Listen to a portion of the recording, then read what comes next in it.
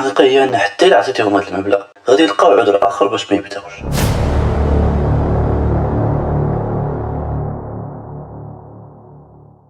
واش عمرك فكرتي تبدا مشروع ديالك ولكن اول حاجه جات في بالك هي ما عنديش راس مال كافي؟ واش شفتي ناس نجحوا في التجاره ولا في الاونلاين ولا في شي مجال اخر وقلتي مع راسك هاد الناس عندهم الفلوس اما انا ما نقدرش نبدا؟ اذا كان التفكير كيدور في بالك فخليك معايا، حيت اليوم غادي نكتشفوا الحقيقه اللي ما كيهضروش عليها بزاف. الحقيقه هي ان بزاف ديال المشاريع الناجحه ما بداتش بملايين وما كانش عند اصحابها راس مال كبير، ولكن كان عندهم شي حاجه اخرى اهم بزاف، هي الفكره والاراده والبدايه. المشكل ماشي ديما في قله الفلوس، المشكل هو ان بزاف ديال الناس كيبقاو كيتسناو الظروف المثاليه باش يبداو، كيتسناو الفلوس تجي، الوقت تجي، الفرصه تجي، في الاخير كيدوزو الشهور والسنين وما كيديروا حتى شي خطوه. في المقابل كاين ناس بداو بامكانيات بسيطه بزاف، غير تليفون ولا خدمه صغيره ولا بمهارات تعلموها في مده قصيره، وقدروا مع الوقت يبنيو مصدر دخل وربما مشروع كامل كيعيشوا منه. في هذا الفيديو غادي نهضروا على كيفاش تقدر تبدا المشروع ديالك حتى الا ما عندكش راس مال كبير، وشنو هي الطرق اللي كيستعملوها الناس اللي بداو من الزيرو، وشنو الاخطاء اللي خاصك تتجنبها من اول نهار.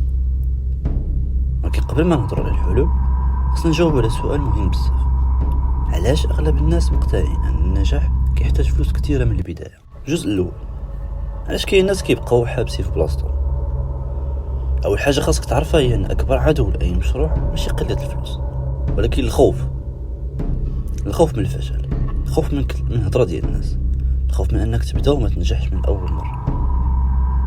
بزاف ديال الناس كيقول الا كان عندي واحد 100,000 درهم غادي نبدا مشروع، ولكن الحقيقه هي ان حتى الا عطيتيهم هذا المبلغ غادي يلقاو عذر اخر باش ما يبداوش. حيت المشكل الحقيقي ماشي في الحساب البنكي ديالك، المشكل في العقليه.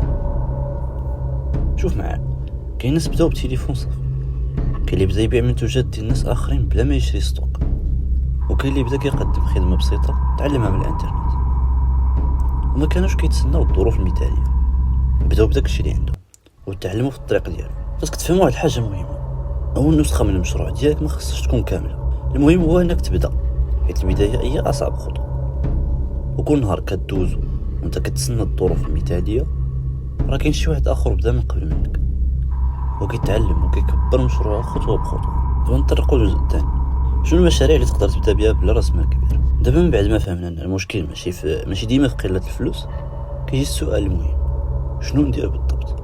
الحقيقه هي ان في هذا الوقت اللي حنا فيها كاين فرص كثيره اكثر من اي وقت فات. ما بقاش ضروري تحل محل كبير ولا تشري معدات غاليه باش تبدا. اذا كنتي كتعرف شي مهاره ولو بسيطه تقدر تبيعها كخدمه، بحال التصميم، مونتاج، ترجمه، كتابه، وحتى اداره صفحات التواصل الاجتماعي. ولا ما عندك حتى مهاره دابا تقدر تتعلم وحده في اسابيع قليله فقط، ومن بعد تبدا تعرض خدماتك للناس. كاين حتى مجال البيع بلا ستوك، كتلقى الزبون اولا ومن بعد كتجيب ليه المنتوج. بهذا ما كتحتاج تستثمر مبلغ كبير من البدايه. وكاين ناس بداو بصفحه فيسبوك او انستغرام كيعرضوا فيها منتجات او خدمات، ومع الوقت ولات عندهم مداخيل محترمه. المهم هو انك تبدا مشروع مناسب للامكانيات ديالك، وما تبقاش كتقارن البدايه ديالك بالنهايه ديال شخص اخر اللي كيكون خدم سنوات باش يوصل للمستوى اللي كتشوف فيه اليوم. حيت اكبر خطا كيديروه الناس هو انهم كيشوفوا النتيجه النهائيه وما كيشوفوش الطريق الطويله اللي داز منها مولاها.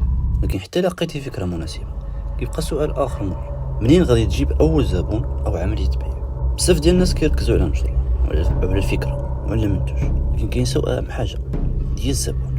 حيت شنو الفايده يكون عندك احسن منتوج ولا احسن خدمه اذا ما كان حتى واحد عارف بوجود ديالك؟ هي انك تهضر على المشروع ديالك. بزاف كيبقاو خايفين يوريو الخدمه ديالهم للناس وكيتسناو حتى تولي كامله ومثاليه، ولكن الحقيقه هي ان الزبناء ما كيجوش عند المشروع اللي كيكون في السكات. استعمل وسائل التواصل الاجتماعي، نشر الخدمه ديالك، وري الناس شنو كتقدم وكيفاش تقدر تعاونهم او تحل ليهم مشكل. في البدايه ما تركزش بزاف على الربح الكبير، ركز على انك تربح الثقه والتجربه والتقييمات الايجابيه. اول زبون يقدر يكون اهم من اول 1000 درهم، وما تنساش ان كل مشروع كبير اليوم كان عنده اول زبون في شي نهار. حتى الشركات العالميه اللي كنشوفوها دابا بدات بزبون واحد فقط.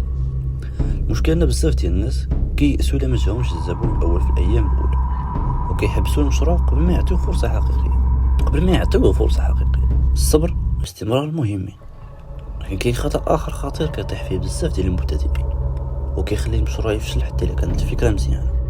دابا من بعد ما هضرنا على الفكره واول زبون، خصنا نهضروا على الاخطاء اللي كيطيحوا فيها بزاف ديال الناس قبل ما يوصلوا لاي نتيجه. اول خطا هو التسرع.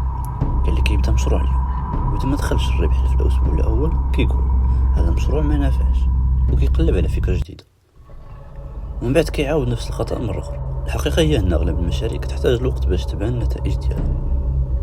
والخطا الثاني هو صرف الفلوس للحوايج اللي ماشي ضروريه.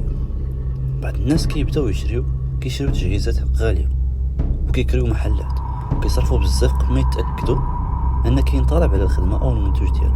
الخطا الثالث هو الخوف من التجربه. كيبقى الشخص كيقلب على خطه المثاليه وعلى الوقت المثالي وعلى الظروف المثاليه، وفي الاخير ما كيدير حتى شي خطوه. راه ما كاين حتى شي مشروع ناجح بان كامل من اول نهار. النجاح كيتبنى بالتجارب والاخطاء والتعلم المستمر. وكاين خطا اخر خطير بزاف، هو انك تقارن راسك بالناس سبقوك بسنين. كتدخل وسائل التواصل الاجتماعي وكتشوف النتائج ديال الاخرين وكتنسى انهم خدموا وصبروا مده طويله باش يوصلوا لهذا المستوى. ركز على التقدم ديالك انت ولو كان بسيط. اذا كان خاصني نلخص هذا الفيديو كامل في جمله واحده فهي ما تسناش حتى يكون عندك كلشي باش تبدا بما عندك وغادي يجي الباقي مع الوقت. بزاف ديال الناس كيقلبوا على السر ديال النجاح، ولكن السر الحقيقي هو انهم كيبداو بكل بساطه كياخذوا اول خطوه. ماشي ضروري يكون عندك راس مال كبير، وماشي ضروري تكون خبير في المجال من اول نهار. المهم هو انك تكون مستعد تعلم وتجرب وتصبر. اليوم خذ واحد ورقه وستيلو وكتب 3 ديال الحوايج. شنو المهارات اللي عندك؟ شنو المشاكل اللي تقدر تحل للناس؟ وشنو اول خطوه تقدر دير هذا الاسبوع؟ وما تفكرش كيفاش توصل للمليون الاول ديالك، فكر غير في كيفاش تجيب اول زبون او اول عمليه بيع او اول تجربه ناجحه. كل مشروع كبير كتشوفه اليوم بدا بفكره صغيره وخطوه بسيطه، وشخص قرر انه ما يبقاش غير كيحلم ولكن باش يبدا. وفي النهايه تفكر ديما راس المال يقدر يعاونك، ولكن البدايه الحقيقيه كتكون بالاراده والتعلم والعمل المستمر. اذا كنتي كتسنى الوقت المناسب باش تبدا مشروعك فربما الوقت المناسب هو دابا.